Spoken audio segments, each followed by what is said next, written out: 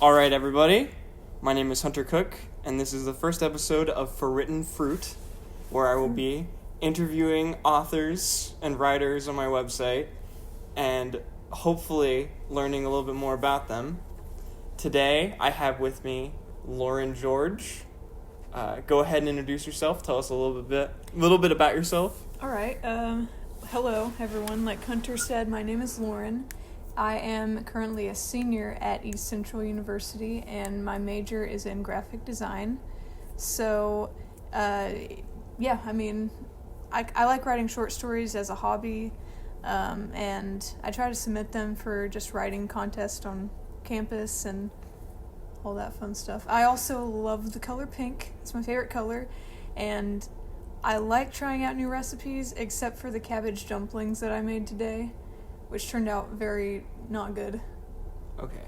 So you don't like trying out cabbage dumpling recipes? I liked trying it out, but I probably should have had the right ingredients to begin with. So if I were to make it again, I would want to have the right ingredients. That's good.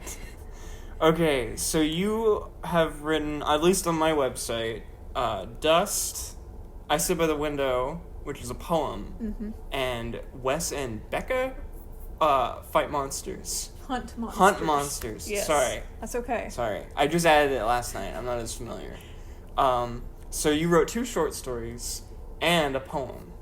Do you have a preference, poems or short stories? Short stories all the way. Oh. I cannot write poems for the life of me.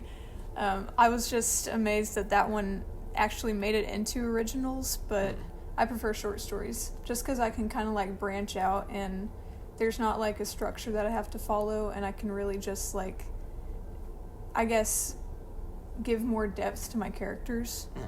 Kind of like an experimental podcast for people to interview authors. Kind of. Yeah, kind of like that. Kind of like one named Forwritten Fruit. Oh, do you like the name? I do. Yeah. I do.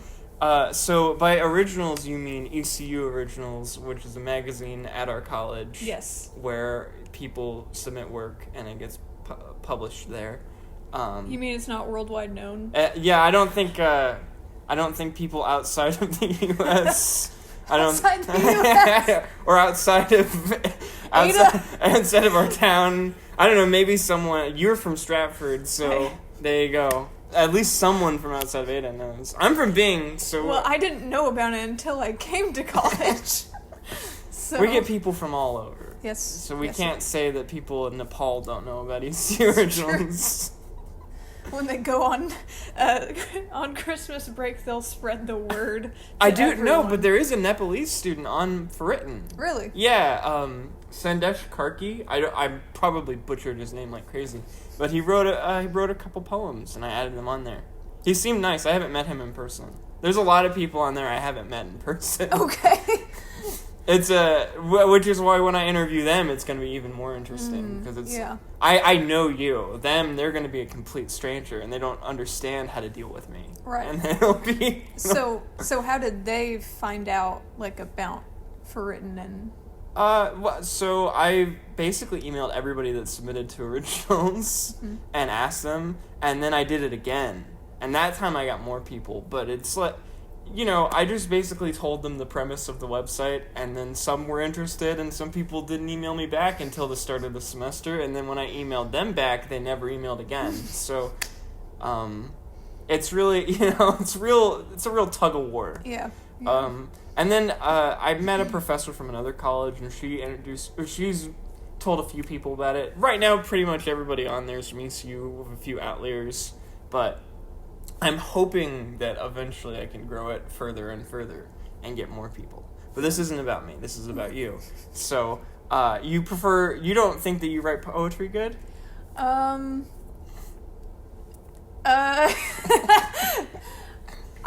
think I say that just because I'm not, I guess, as comfortable with the kind of rules of poetry. So, on the off chance that a poem that I write actually gets published, it's kind of like a miracle, I guess. Yeah. But I've never had a poem that I wrote get published, so I don't know the feeling. I can't relate. I don't. You think wouldn't understand. Yeah, yeah. I'm not as cool as some Right. people in the room. Yeah. But I don't think there really is rules to poetry. I like to make my poems rhyme, and I've been told that's not a good thing, but whatever. Who told you that? The problem was that I was too strict about the rhyming that it apparently took away from the poem, and that probably was true. I just thought it was funny. I'm happy no one told Dr. Seuss that.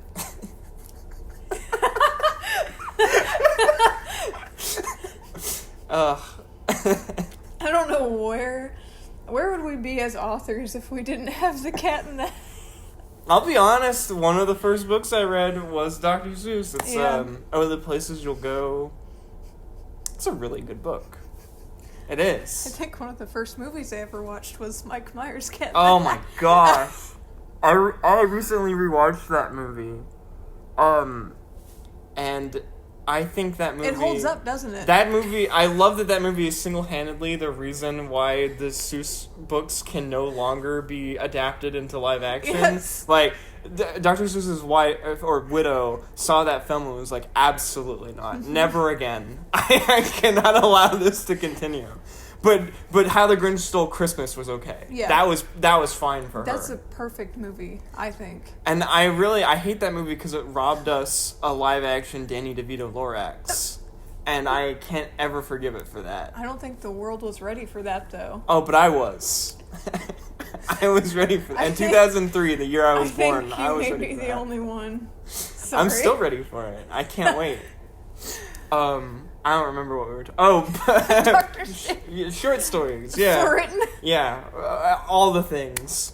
So I added your short story last night. So obviously I read it as I edited I'm it. so sorry. Yeah, I had to add it. I really liked Wes and Becca. Wes and Becca hunt monsters. It was good. Can you explain in a few words what the short story is about? In just a few words. Or as many words as you like. Okay, so basically the premise of Wes and Becca Hunt Monsters, that's my most recent short story. It clocks in around, I think, 30-ish pages? 27. 27. But that's a lot more than you think it is when you have to add them individually to WordPress. It took me a solid hour, I think, so I have to reformat it every time. Oh, gosh. Especially PDFs. And then I have to add the italics in because for whatever reason WordPress hates italics. So I had to go paid. I'm so sorry. So I had to read it twice. I reformatted it and then added the italics. 54 pages. Oh yeah, absolutely. There's probably a way better way to do this. I just don't know. So I added so many italics in that. Oh yeah, no, I know. Trust me, I know. The worst part is like halfway through, my internet cut out, and then it's WordPress stopped saving, and it doesn't. You have to save yourself. It's not automatic. So I was like, oh my gosh, I'm gonna have to start over with the italics, and I don't even know. I don't know how many of them are in, and then thankfully I fixed it. So many. But yeah, go ahead and explain what your short story is about. Okay. So Wes and Becca Hunt Monsters is basically about these two best friends. They've grown up together. Wes is in college. He's a business major because I know enough of those people that I can write about them. How many? How many business majors do you know? I know at least 2. I know at least 3, actually. Yeah. Well, you actually know at least 4. Who's the 4th one? Emma is also a business major. Yeah. Yeah. And I probably could think of more. I probably could too. Yeah. I'm sure I know more than that. Who wants to waste the brain space on business majors? They're not even worth mentioning. Yeah. Filthy. Filthy degenerates. But anyway, Wes is a college student, and Becca, even though they're the same age, she is not in college. And at the start of it, you can kind of pick up on how that kind of affects their relationship. I guess she's a little bit bitter towards him for always going out and having friends and socializing, whatever that is. But who's to say? Yeah. But Wes and Becca basically get caught up in this web of monsters and monster hunting and aliens and weird things like that. they accidentally, unknowingly become important. It's a great way to describe it. Through no fault of their own. Right. They become important. Right. And that was a result of them, like, dumpster diving, but Yeah. that's beside the point. And so the story kind of unravels. They befriend a sheriff, or not a sheriff, just like a new cop. He's a newbie. And they kind of realize that with these newfound abilities that this alien creature gives them, that they kind of have to save their town. That it's up to them. Perfect. And then, all right. So is it definitively an alien? It doesn't say in the short story, I don't think. I kind of, in my mind, I pictured it being an alien. Okay. So this is a real like Gremlins situation where Kind an of. alien comes and causes untold havoc. It's kind of a mix of gremlins and also supernatural, I think. Yeah, you mentioned Supernatural, didn't you? Oh, I do. Yeah, Yes. you do. What would the Winchesters do? What would the Winchesters do? Which I really appreciated. Sorry for interrupting you. No, you're good. But I really appreciated all the nerd humor in it. I think it reminded me a lot of Scott Pilgrim vs. the World Cool. because of that. Cool. I was like, oh yeah, this is something nerds would enjoy. If there's one thing I can do, it's deliver on that. But yeah, the repeated use of Bruce Timm and like Batman comics and Yes. Supernatural and things like that. Yeah.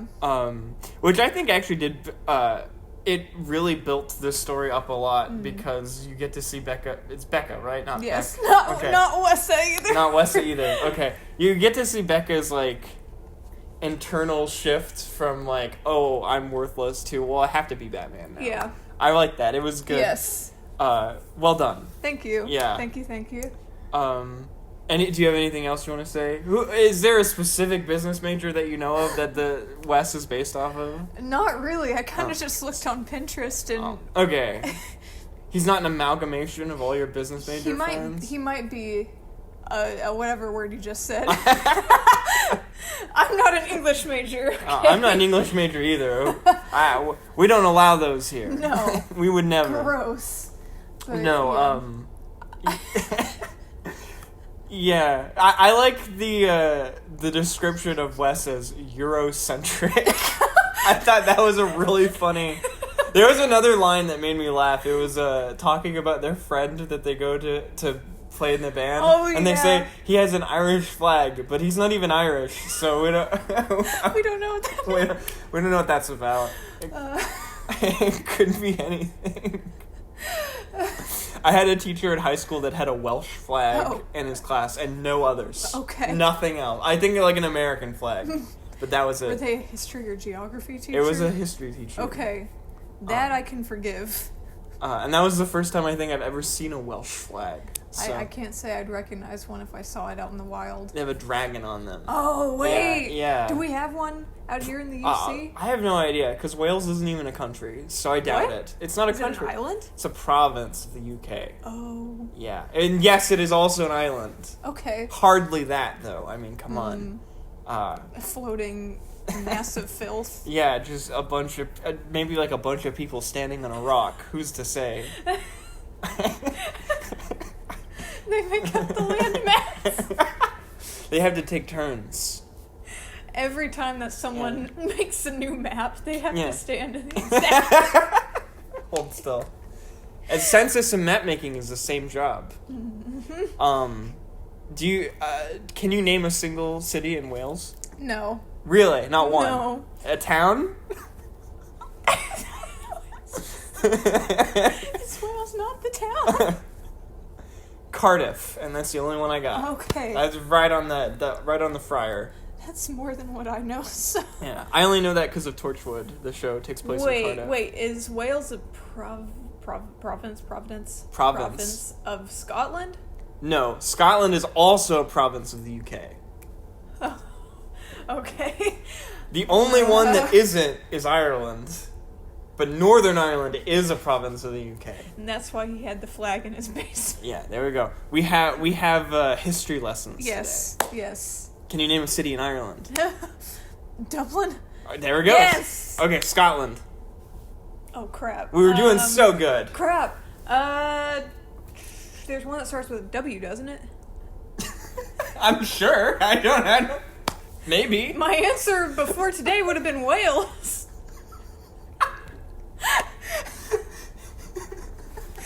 So, I don't know if I'm going to be much help. Okay. Well, this has been For Written Geography, and today we learned about the UK. I learned that Wales has a dragon on its flag. Wales is the only British Isles I haven't been to. What? It's the only one I haven't been to. I've been to all the other British Isles. When did you go there? When I was in high school. Yeah. I traveled the world. Like Willy Wonka and the Chocolate Factory. You're a chocolatier. Yeah, I went through the Hall of Flags, and then I went home, and they kicked me out. And when I came home, my house was gone in a different location. Is your dad a dentist? Yeah, Sir Christopher Lee was my dad. It was my dad. He's dead now. It was very sad. He played Count Dooku. Oh yes. But yeah. So and then your other short story is called Dust. It is. Can you explain what Dust is about to the audience, to me, to anyone? Dust is definitely one I was not expecting to do okay. Let alone win the Paul Hughes writing contest. But I have like a really, I don't want to say obsession. I'm interested in like nuclear atomic culture, if you will. Okay. And so Dust is about basically this one man's quest to... Okay, basically what it's about is he's one of the only remaining people left in his kind of wasteland town. And he probably should be dead by now because he's got like nothing to live for. He's got a dead wife. That's pretty much all you know about her. But he is at this really gross looking diner that's got like cockroaches and rats everywhere, and he sees this thing on TV where it's like basically a preacher's like, we have our church still open and we have all these supplies, you can come here and hitch a ride to the next train out of town or whatever. And he decides that he wants to go there, partly because his wife was religious and that kind of meant a lot to her, and he never really was part of that when she was still alive, so he wants to, I guess, make things right. And so he makes the journey across the wasteland, and I don't know if I should spoil the ending. Don't okay. Spoil the ending. Yeah. Just let it be... ... What was your inspiration for Dust? It was probably... video games like Fallout. Okay. I myself have only played Fallout Shelter, the mobile app. Okay. So you're a poser. You haven't even played real Fallout. I have watched walkthroughs of like Fallout 4 on YouTube.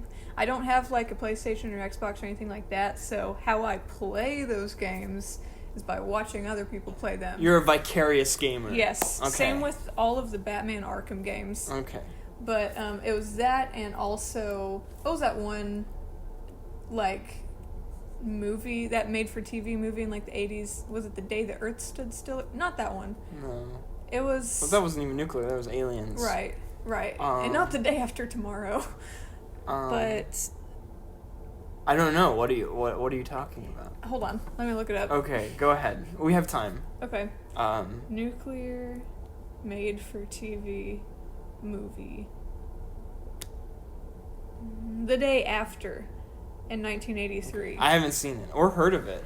I've seen just a few minutes of it, but it was made in the 80s and it's about like what would happen if there was nuclear war basically, and it was powerful and impactful enough that it made like the president at the time kind of speak about it and consider and who was the president at the time?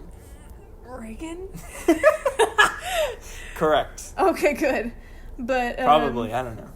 I wasn't alive. Yes, okay, so Google AI says that the significance of The Day After was it was one of the most watched TV movies in U.S. history, and some say it changed President Ronald Reagan's mind about nuclear war.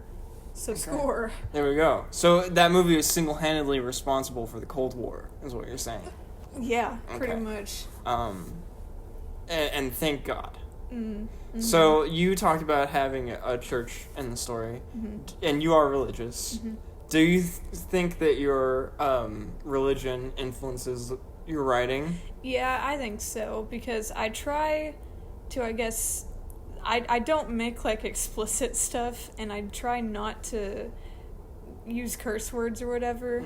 Yeah. I kind of put my own little flavor to it in a hopefully funny way. It was engaging to read, for sure. That's good. But yeah, I try not to go too crazy. I still enjoy making my crazy little worlds, but my silly little characters, but I don't really delve too deeply in things that kind of like conflict with my beliefs or whatever. All right. So you were talking about just like the graphic content. But I mean, and then in Dust, yeah, you have like an actual. Well, it's a nuclear apocalypse. Yeah. You know, you have to have a few dead people. yeah, just a few at least. But when I was writing my novel, I didn't feel like my religion, because I'm also a Christian. I didn't feel like it influenced my writing that much. I use swear words and I use like gore and stuff like that because I feel like I like gore. I feel like it's realistic, and I don't want people to sit there and read and think this isn't how a real teenager talks, because I've heard real teenagers talk and they're disgusting. Yeah. Business majors. Yeah, business majors, we do cocaine in the bathroom. Yes. You all every morning you pledge allegiance to Leonardo DiCaprio. We open up our what are they called? The like sugar stick candy. Pixie sticks? Pixie sticks. We open up our pixie sticks and we just down a pack. Yeah, I've seen it happen. It's true. This was all a joke, in case anyone in administration hears. The business majors would never. We are far too square for that. I thought you were going to say far too superior. We're far too superior. We're better than the other majors. The business department just looms over the rest of us. It kind of does, though. It really does. We have more money, thank you very much. Bringing it in. Hey, remember when the art building got flooded last year? Oh my gosh. I didn't, because I couldn't hear you from the third floor of my business building. Penthouse. That must be nice. Oh, let's hope I don't have to remove this part. But what I was saying is that when I was writing it, I did include, like, I have a character in there who's religious, and I have a few scenes in a church, and then I noticed that, like, part of the dialogue going on and the themes of the story started turning a little religious, and I think it was just because I was going to church so often at that time and reading the Bible so often that it was starting to, like, soak in my brain and inform into my thoughts. Soak into my brain. Yeah, it was starting to soak my brain. Yeah. Like pickle juice. Sponge bath. Holy water pickle juice. But, yeah, it's interesting to see how things like that sort of, like, influence your writing. What was your inspiration? What was your muse for Wes and Becca Hunt Monsters? It might be... I was watching a bit of Supernatural at the time. I think I may have asked this already. You say Supernatural? Not outright like that, okay. But I was watching a lot of Supernatural, and I would say the music that I listen to also kind of reflects the stories that I write at the time. Okay. Same for this next one that I'm going to submit to you, called Electric Solo Pizza. But that one was a result of me putting on my headphones, locking myself in my dorm for basically 2 days, and only listening to American Idiot. Okay. On a loop. On loop. Yes. Having a psychotic episode in your dorm room. But, by the way, with the name that you said, I was expecting anything other than Green Day. I was like, that would have been like the last band I would have named. But go on. But for Wes and Becca, it was probably, like I said, Supernatural, and a lot of it, I kind of like basing my characters around, like, the feeling that I get from songs, if that makes sense. No, I know exactly what you mean, because I wouldn't go that far, but I base, like, scenes off of songs. Yes, like, I too. think, like, I'll listen to music, and it's like, it helps me imagine, like, the physics of how a fight would go down, and how movement works. And I guess I would base some characters, but that's for like character heavy stories, things like that. Yeah. But probably at the time I was really listening pretty heavily to 2000s like pop punk. Okay. So I was like, okay, I like the sound of this music. So it wasn't far off with Scott Pilgrim. Right. Yeah. And also another inspiration was John Dies at the End. Oh. I don't know if you're familiar with that. No. And maybe Odd Thomas too. Oh. Yes. I could see that. Yeah, Odd Thomas was also an inspiration. I love that movie. It's so good. But I watched this movie called John Dies at the End recently before I was writing Wes and Becca Hunt Monsters, and apparently it's a series of novels, and I'd like to read them. For anybody listening, because they're interested in reading things, it's a book as well. It is. Not on Forwritten, but it is a book. You can find it somewhere. Don't ask me. Haven't read it. Do you think the author would let me just copy and No, paste absolutely not. But I kind of liked the relationship that the characters, particularly in John Dies at the End, had, because the main two characters are best friends, and they kind of go down a similar path to what my characters go down. They kind of accidentally become important and have these special abilities and have to hunt and kill things. But I also kind of probably drew inspiration from my friendships that I have with guys that I've met in college. So it's partially based in real life and also just these crazy worlds that I really enjoy kind of immersing myself in. So I guess my next question is, will Wes find romance? I think so. Okay. Eventually, not with the girl that he broke up with in the actual short story. And not with Becca? I don't know. You don't know? It could end up with Becca? It could. It could be a ghost girl for all we know. It could or be a monster girl. It could. We don't know what the monsters look like yet, That's so true. it could be anything. That's true. They could all be Wes's age and girls. Yes. For all we know. But yeah. Okay, I'm excited to see where Wes's love life goes. Yeah, and for Becca, it may be it could be that guy with the waiter with the mustache at that restaurant, or it could be one of the ghost football players. It could be the what do you call him, like a peewee or something? Scrawny. So. It was something like that. By the way, I was not at all intending to write him in, but around the 4th or 5th draft of it, I was like, okay, I want to add in a ghost. Okay. Yeah, that actually speaks. This ghost is necessary. Yes. I really like the inclusion, but I read that and I was like, oh, poor guy. Getting made up fun of by Becca. Water boy. Yeah. Yeah. No, but nobody deserves that. Becca's she's kind of judgmental. She really is. Would you say that your own judgmental character comes into Becca, or is she a separate entity? I don't know. That's a good question. Obviously, none of us can say that we're 100% judgmental free, right?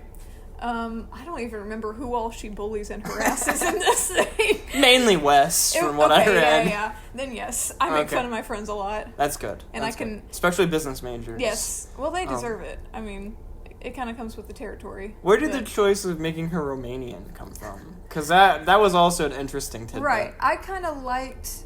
Again, it might go back to Pinterest. Where I just find these different faces on there. But I had kind of pictured her as this really tall, almost sickly looking... just black hair. In the nicest way possible. Yes. Of course. Yes. Right. I'm not mean like Becca.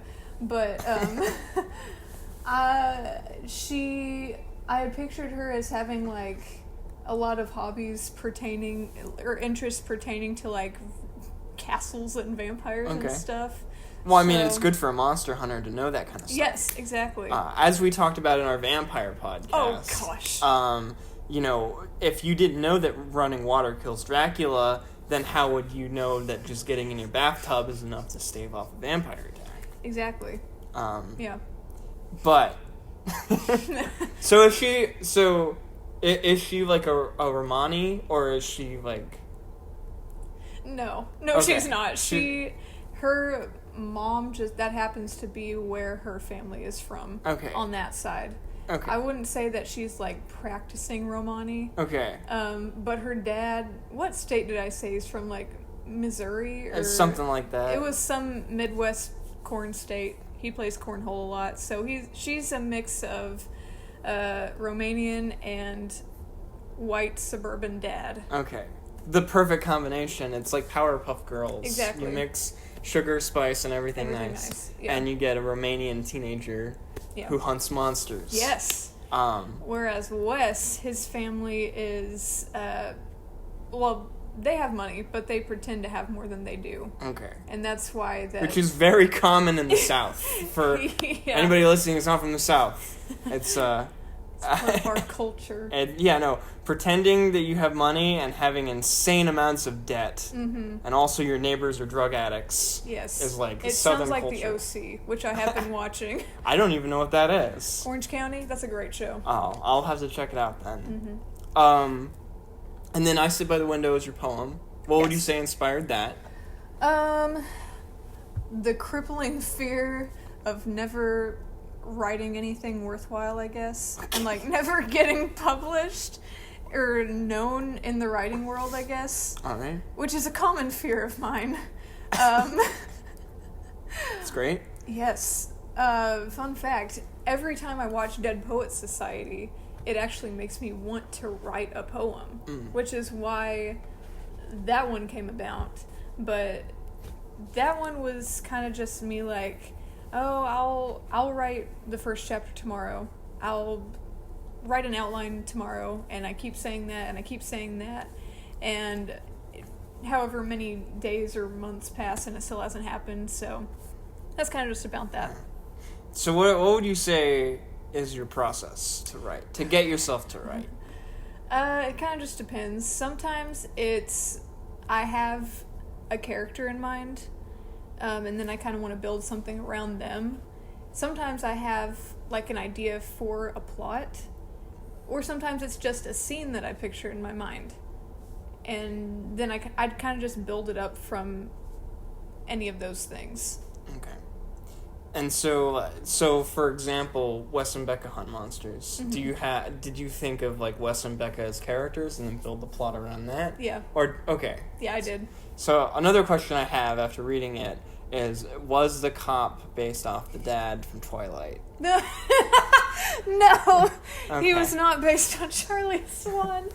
Because your description of him, and then I read it and I was like, that's interesting. No, I was actually thinking Farva from Super Troopers. Okay. He also kind of reminded me of the, like, awful prison guard from Orange is the New Black. Have you seen that show? Can't say I've seen it. Oh, no, there's one that he's, like, tall and has a mustache and he chews gum. And I was like, that's interesting. But I guess neither of my guesses were correct. I mean, it's up to the reader's interpretation, I guess. Yeah, absolutely. Well, I just thought, cop in a town of monsters got a mustache, and I'm just saying that sounds a lot like Twilight. Are you calling Edward Cullen a monster? Well, he does have the skin of a killer. That's true. Gosh, that's awful. So you like to listen to music and write. Mm-hmm. I also like to do that. I think it helps me write. I may be wrong. I've heard that it's not good for writing.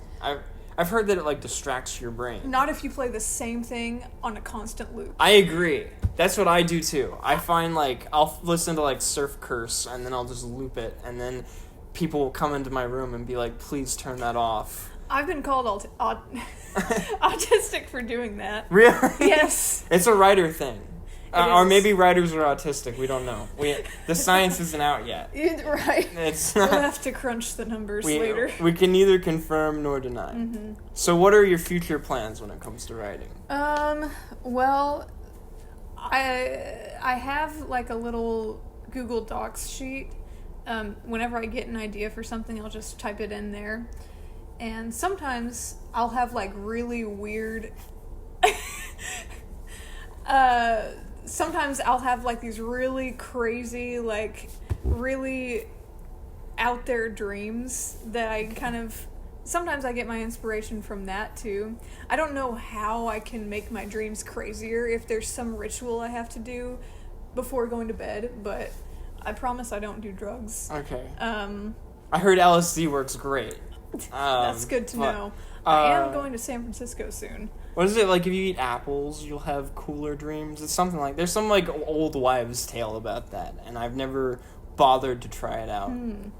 They were onto something. Maybe look into it, and then maybe you'll have crazy dreams. My dreams are already like crazy enough that I don't want to make it worse, because I'm afraid I might lose my mind if I do.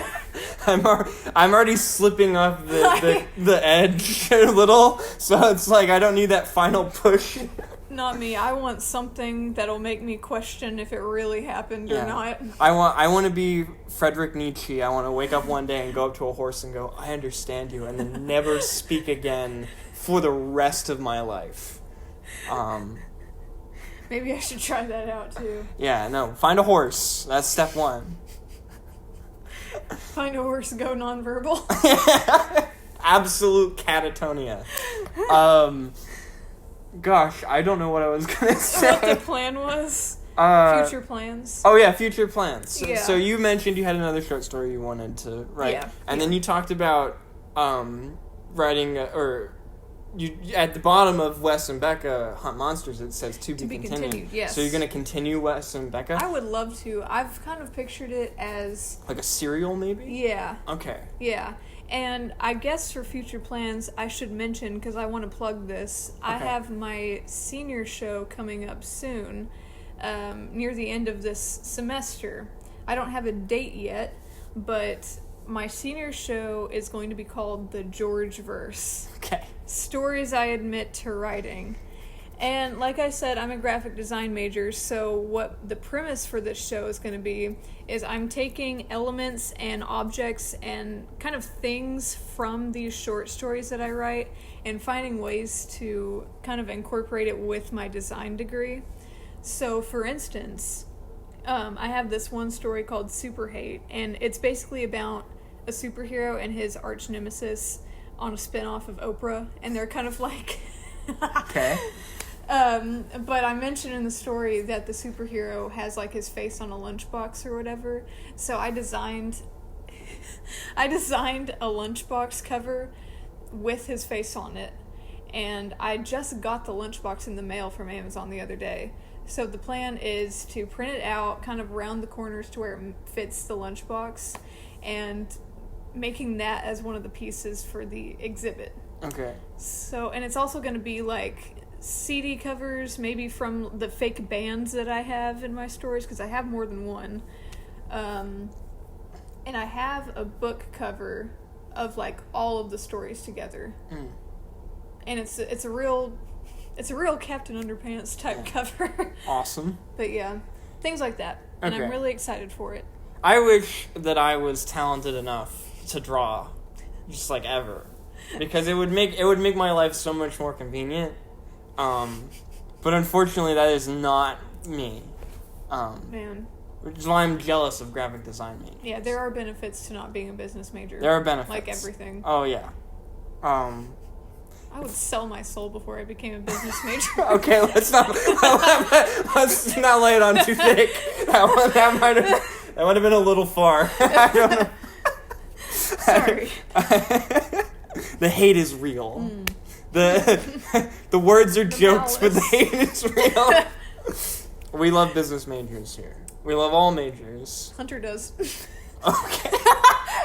I'm not the one who like half my friends are business majors. That's true. I love my friends that are business majors. It's true. Michael even used to be a business major. That's true. Yeah. What did he graduate with? Legal studies? Okay. Something? I don't know.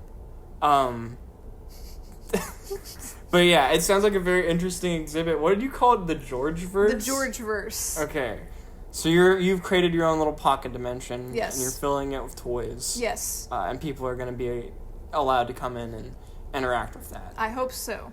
Yes. So Lauren George is a person with a lot of stuff going on. A bright, aspiring future. Wow. Thank you. And we at Forwritten can't wait to see where it leads.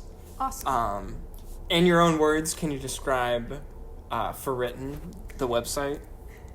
I can. Okay, go ahead. Forwritten, to me, has been a really great kind of platform to share my work that might not necessarily get traction in, like, the physical publishing world, but I am really happy to have a place that I can kind of share my stories with, and I'm excited that I also have the chance on Forwritten to get feedback from readers, and it just kind of makes a really kind of, I hope it gives kind of a personal connection, a relationship that authors can have with their readers. So Yeah. I appreciate Forwritten. I'm very appreciative for it. Yeah. And you even made the logo. I did. Yeah. Over the course of several years. Yes. Yes, just one logo. Over the course of 21 long years.